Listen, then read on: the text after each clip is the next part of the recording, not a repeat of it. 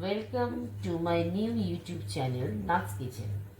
Please share, like and subscribe. আজ আমি কাঠের জালে হান্ডি চিকেন রান্না করব। তার জন্য আমি নানা রকম যা যা লাগবে সব সরঞ্জাম তৈরি করে নিয়েছি, যেমন পেঁয়াজ, আদা, রসুন, নানা যা যা মশলা লাগবে, গরম মশলা, তারপরে তোমার হলুদ, জিরে গুঁড়ো, ধনে গুঁড়ো, শুকনো লঙ্কা, এগুলো আমি সব থেতো করে নিয়েছি। কোনোটাই তোমাদের মিক্সিতে বাটতে হবে না, থেতো করে নিলে টেস্ট একটু বেশি ভালো আসবে। চিকেন ধুয়ে রেখেছি, আলু, টমেটো, নুন, তেল, ব্যাস। একটু সামান্য কেউ যদি মিষ্টি খেতে ভালোবাসো হালকা একটু চিনি দিতেও পারো, কোনো অসুবিধা নেই। পাঁচচিখানি সর্ষের তেল দিয়েই রান্না করবো, কারণ এটা রান্না করে টেস্টটা বেশি ভালো আসবে, তাই তোমরা এভাবেই করবে।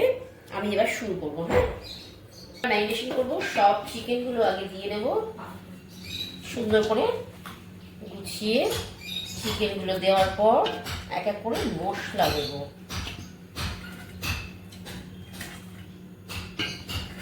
তোমাদের ইচ্ছে মতন তোমরা পিস করে নিতে পারো, বড় ছোট যার যেরকম খুশি ইচ্ছে। দেখো, আমি কলকাতায় থেকে আমরা এই বাড়ির মধ্যে মাঝে সাঝে এগুলো করে খাই কাঠের জালে, খুব ভালো লাগে খেতে। নিজেরাও পারলে করবে, অল্প কাঠ জোগাড় করে। নিজেদের যাদের ফ্ল্যাট আছে তারা উপরে ছাদে করতে পারো, ফ্ল্যাটের উপরেও কিছু সুন্দর করে ব্যবস্থা করে নিয়ে করতে পারো গুছিয়ে। তোমরা দেখবে, আমি তোমাদের দেখাবো যে কীভাবে কাঠের জালটা সাজাতে হয়, সাজিয়ে নিয়ে করবে। আমি মাঝে মাঝেই করি, নানা রকমভাবে করলে কাঠের জালে খেতেও ভালো লাগে, শরীরও ভালো থাকে, টেস্টও লাগে। আমি বেগুন পোড়া করি, নানা রকম কিছু করি কাঠের জালে। দেখো, এটা আমি সব দিলাম।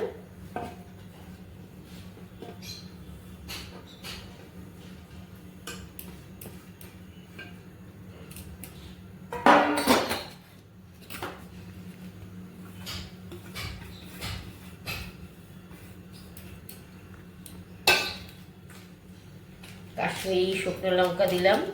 যারা বেশি ঝাল খাও তারা একটু এমনি লাল শুকনো লঙ্কার গুঁড়ো দিতে পারো, আর না হলে কাশ্মীরিটা কালার হওয়ার জন্য দিতে পারো।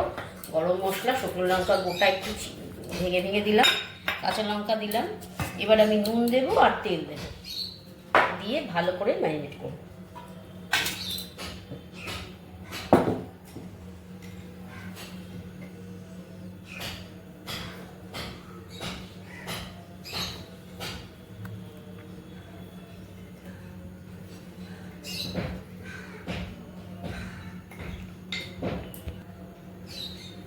আমি স্বাদ মতো নুন দিয়ে দিলাম। এবার খুবই অল্প তেল দিলাম।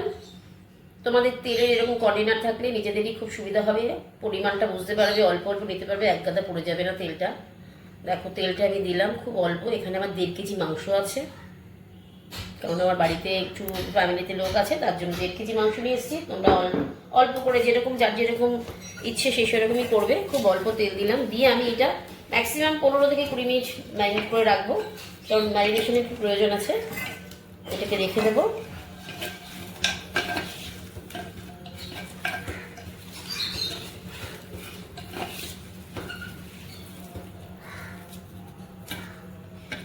এটার মধ্যে অনেকে টক দই দেয়, টক দই দিলেও ভালো হয়। টক দইটা ফেটিয়ে দিতে হবে, আমি আজকে টক দই দেবো।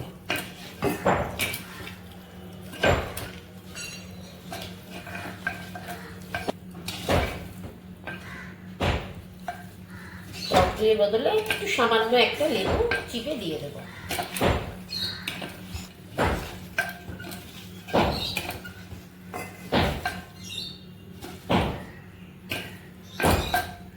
দেখো, এর মধ্যে লেবুটা কেন দেবো, যাতে মাংসটা না ছাড়িয়ে যায়। যেহেতু আমরা এটা একবারে বসাবো, বারবার করে নাড়বো না, ঢাকা তুলবো না বা ঘাটবো না, সেই জন্য এই মাংসটা যাতে না ছাড়িয়ে যায় ওকে একবারে বসিয়ে দিতে হবে।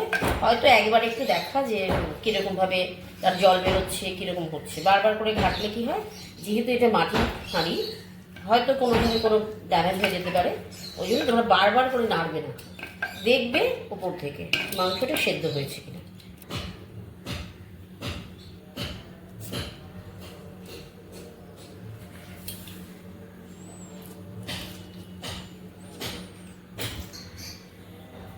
এটা আমি ম্যারিনেট করে রেখে দিলাম। এবার আমরা কাঠের জালে এটাকে নিয়ে রান্না করবো। খুব কম আঁচে প্রথমে বসাতে হবে, পট করে কাঠের জালে বেশি আঁচ দেওয়া চলবে না, না হলে হাঁড়িটা ড্যামেজ হয়ে যেতে পারে। খাবারটা নষ্ট হয়ে যেতে পারে। ওই জন্য খুব কম আছে, হালকা আছে প্রথমে বসাবো, তারপর আস্তে আস্তে বুঝে বুঝে ওটাকে আমাকে হিট বাড়াতে হবে।